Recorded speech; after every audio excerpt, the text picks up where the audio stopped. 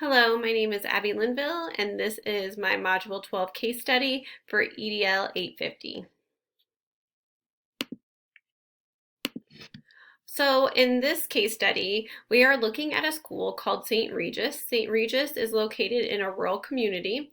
The school has students from kindergarten through 8th grade. There are 420 students in attendance right now. And St. Regis is currently 25 miles from the largest city. It is ran by a principal named Mr. Sample. He has been at the school for 3 years. During this time, he has worked really hard to build relationships with the community members and with the teachers at the school, and right now has a really solid foundation of relationships built with them that he is really interested in continuing to preserve. The school is operating under a small budget right now, and a lot of their funding for extra programs comes through fundraising that is done through their PTA. So over the past 3 years, the PTA has been working to save some of their extra money to put towards technology, mainly focusing on creating a new computer lab and purchasing computer software that will help support the curriculum that the school is using. So they were finally able to open that and purchase that computer lab. The computer lab is currently being run by the library media specialist, and it's well used with all but 3 teachers in the building using it on a weekly basis. And because the teachers are seeing such success with it, they had reached out to the media specialist, the library media specialist, whose name was Mrs. Lynn. And they asked Miss Lynn if there was any chance that she could copy some of the new software that had been purchased and put it on their individual classroom computers because they wanted the children to have more options during like center rotations. And the library media specialist decided she felt like that would be a good option to use, and that would really be stretching the budget because the budget's so small, and that it would be a great way to use the new computer programs. But on the computer software programs that were purchased, it clearly states that it would be against copyright to create multiple copies, like on a flash drive, to distribute to other teachers, that would be in breach of the copyright laws for that program. So as the library media specialist began to make copies, she started to pass them out to the classroom teachers. When she passed them out to a teacher who was new to the school, the teacher felt really uncomfortable and refused the flash drive because she knew that by accepting them, she too would be breaking copyright. Because she had so many concerns about it, she went to Mr. Sample and reported to him what had happened, and also informed him that Mrs. Lynn had currently made copies of 4 of the computer software programs that they had purchased, and she had made enough copies of those 4 programs to pass out to each of the 2nd, 3rd, and 4th grade teachers. Each grade level includes 2 sections. So that was quite a bit of copies that were made. When the principal went to confront Mrs. Lynn, the media specialist, about it, she expressed that she felt like she was doing what was best for students and that she knew the budget was small and she felt like it was really stretching the dollar and that no one would ever notice that they broke those copyright laws. And she also let Mr. Sample know that she felt like the PTA would support her in this effort because the PTA president had actually helped her make the copies of the flash drives that she had distributed. And the PTA president had expressed that she felt like it was a great idea and a great way to stretch the dollars that they had. So that is the case in a nutshell. So that left Mr. Sample with some things that he needed to figure out how he was going to address the copyright situation.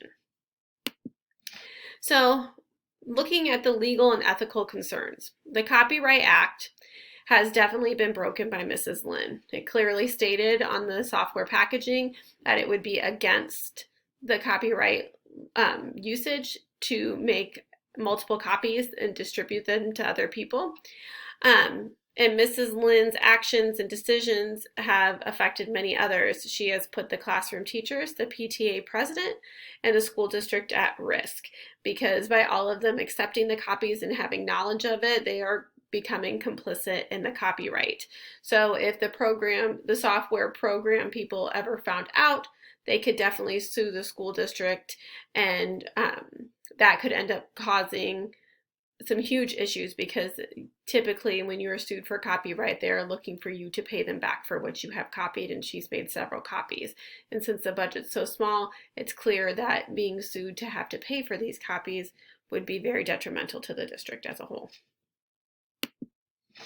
So, to summarize what has happened, this library media specialist at St. Regis School has broken copyright laws by copying computer software programs and then distributing them to classroom teachers to use on a daily basis.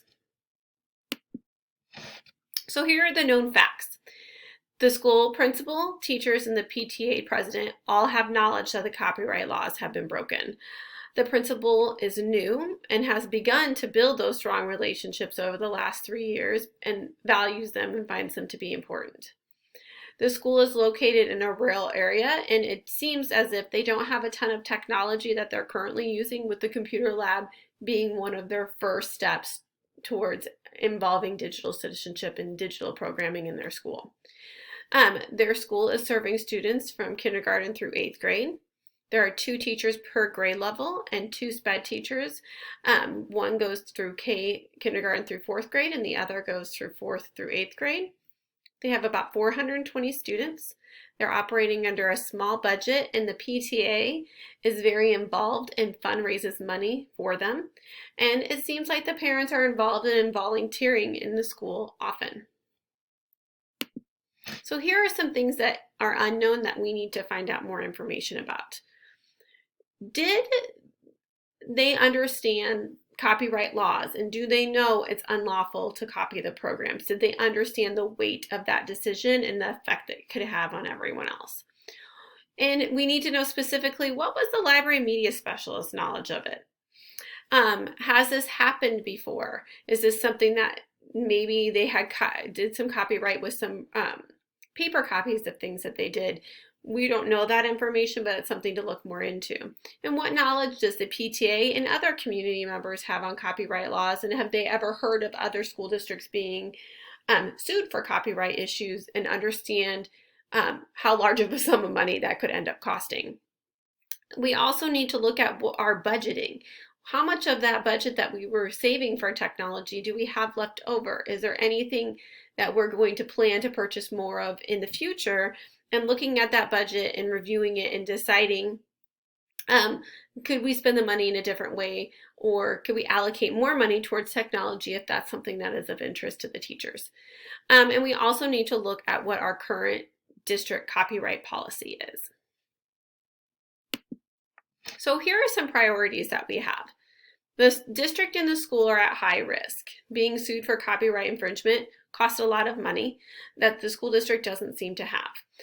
We also want to make sure that the principal and the stakeholders can continue to preserve their relationship, because it's of high importance, and schools that have a strong relationship with the community stakeholders and the building principal and the teachers seem to be the most effective. So we definitely want to keep that at the forefront of our mind, that we want to preserve those relationships. The teachers also want those programs to be accessible to them and to their students in the most effective manner. And if they need those classroom copies, we should be looking towards decisions that could help get those to them. And we need to see, does the superintendent have knowledge of this current situation? And if he doesn't, it's a priority that he or she gets that knowledge so that they can help in that decision-making process as well. So here are some options that we have to help solve this issue. The first option is that we take no action. We allow the teachers to keep making copies of the flash drives, that we allow the teachers to keep the flash drives that Mrs. Lynn has made copies of, and we continue to let her to make the copies that go all the way up to 8th grade, since she's only done 2nd through 4th.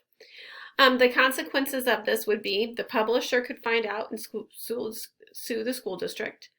The district could end up having to pay a large amount of money to settle that case, and the relationships could eventually be harmed between the principal and the community stakeholders. If he leaves the school vulnerable like that to being sued, they could blame him, and that could definitely have an effect on those relationships and the relationships with the teachers as well.